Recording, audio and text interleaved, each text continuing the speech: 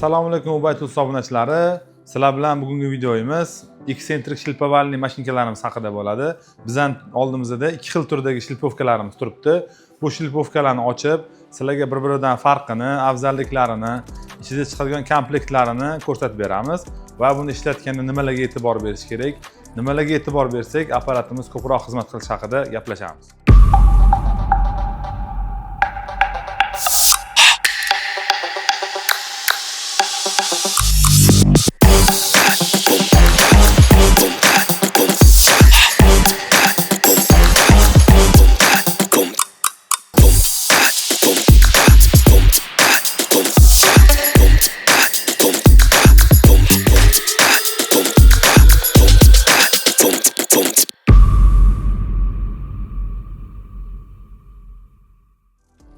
Kelinglar, sizlar bilan bu shilpovkalarimizni ochib, obzor qilib beramiz.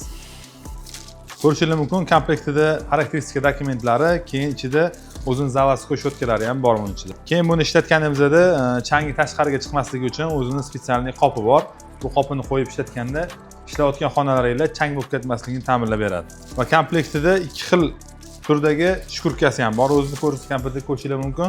Mana apparatimizni juda ham mustahkam qilib ishlab chiqarilgan. Ko'rishingiz mumkin. Obmotkalari ham mis obmotka, alyuminlari ham toza alyumindan qilib ishlab chiqarilgan. Baquvvat ishlatganda, nagruska qilganda bemalol nagruska ko'taradigan instrumentimiz bo'ladi. Bu apparatimiz Rolf brendiga tegishli Top 1525 modeli bo'ladi. Buni xarakteristikasiga keladigan bo'lsak, 400 Watt, 13000 оборот, diskning razmeri 150 mm bo'ladi. Bu shilpovkamizni ishlatgan paytingizda ko'rishingiz mumkin, o'zini maxsus qopchasi bor. Bu qopchasini orqaga ulab qo'yganingizda ishlatgan paytingizda chiqayotgan changni qopiga o'zi haydab turadi. Keyin agar yo'q, qopiga menga noqulaylik tug'diryapti desanglar, bu joyiga plyusos suv ulab qo'yib ishlatsanglar ham bo'laveradi bemalol. Keyin ko'rishingiz mumkin, buni komplektida chiqayotgan shkurkalari bor. Bunda bu apparatimiz bilan bemalol taxtalarni, devorlarni, eshik romlarni shkurkalab ishlatsanglar bo'ladi, foydalansa bo'ladi bemalol. Ko'rishingiz mumkin, bu apparatimizda o'zining maxsus teshiklari ham bor. Bu teshiklar orqali shkurka qilayotgan paytingizda chiqayotgan changini bu yoqdan tortib chiqarib beradi. Aytganimizdek qopchasiga yoki plyusosga tortib chiqarib olsa bo'ladi. Keyin bu apparatimiz eksentrik holatda aylanadi. Ko'rishingiz mumkin, ostiga ishlatib ko'rsatib beramiz.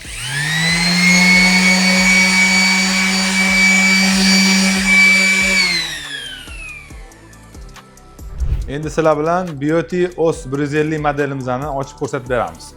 Bu apparatimiz komplektida ham ko'rishingiz mumkin, xarakteristika dokumentlari va shkurkalari ham bor ichida komplektida. Keyin bunda eng qiziq joyi, shkurka qilgan paytingizda changini tashqariga chiqmasligini ta'minlaydigan maxsus o'zini filtrli idishchasi bor, ko'rishingiz mumkin.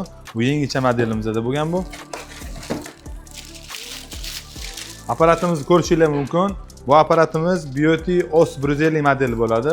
Buni xarakteristikasiga keladigan bo'lsak, 450 Watt, 1300 оборот, 150 mm razmerda bo'ladi shkurkalari. Ko'rishingiz mumkin, bu apparatimizda skors regirovkalari ham bor, ko'rishingiz mumkin. 1 dan 6 gacha bo'lgan skorslari bor. Bu skorsni ishlatadigan joylarimizda o'z ustalarimiz bilishadi. Chuqurroq shkurka qilgan joyi bo'lsa, baland оборотga qo'yiladi. Yengilroq joylarga kelganda past оборотga qo'yib bemalol foydalansanglar bo'laveradi.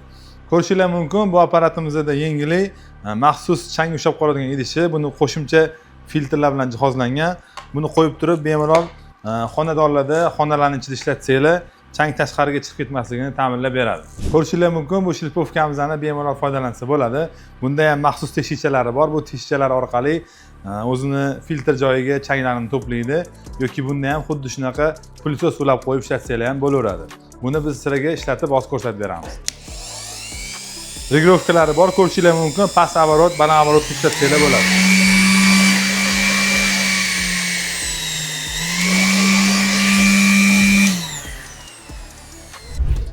Ko'rishingiz mumkin, bu apparatlarimizni sizlarga ishlatib, tekshirib, obzor qilib ko'rsatib berdik. Endi bunda ahamiyat beradigan bir ikkita joylari bor, shularni aytib o'tamiz sizlarga. Bu instrument ishlatgan paytingizda har doimgidek bunga kelayotgan tokki bir xil maromda kelayotganini tekshirib qo'yishingizni tavsiya qilamiz. Chunki tok o'ynagan joyda ishlatilgan instrument tez kuyishiga olib keladi. Keyin bu apparat ishlatgan paytingizda iloji boricha musor to'playdigan qoplarini tez-tez bo'shatib turishingizni tavsiya qilamiz.